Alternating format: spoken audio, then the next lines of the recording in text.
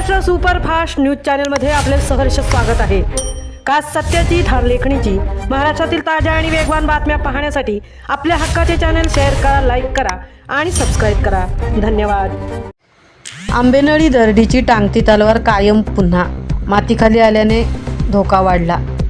पर्यायी मार्गाचा वापर करण्याचे आवाहन। पावसाळ्याला सुरुवात होताच रायगड जिल्ह्यातील पोलादपूर आणि सातारा जिल्ह्यातील महाबळेश्वरला जोडणारा आंबेनळी घाट पुन्हा एकदा धोकादायक ठरत आहे।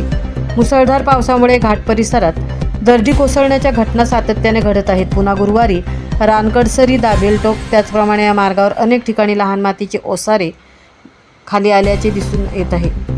2 दिवसापूर्वी मोठी दरड कोसळल्याने घाटातील वाहतूक काही काळ पूर्णपणे ठप्प झाली होती। ही दरड हटवून वाहतूक पूर्ववत करण्यासाठी प्रशासनाला सुमारे 2 तासांची कसरत करावी लागली आणि या पार्श्वभूमीवर नागरिकांनी अत्यावश्यक कामाशिवाय घाटातून प्रवास टाळावा, तसेच प्रवास करावाच लागल्यास सर्वतोपरी खबरदारी घ्यावी असं आवाहन पोलादपूरचे तहसीलदार कपिल घोरपडे यांनी केलं आहे। धोकादायक परिस्थिती आढळल्यास तात्काळ आपत्ती नियंत्रण कक्षाशी संपर्क साधण्याचे आवाहनही प्रशासनाने केलं आहे। कोकण आणि घाटमाथ्यावर मुसळधार पावसाचा जोर कायम असून आंबेनळी घाटात ठिकठिकाणी दरडी कोसळण्याचा धोका वाढला आहे।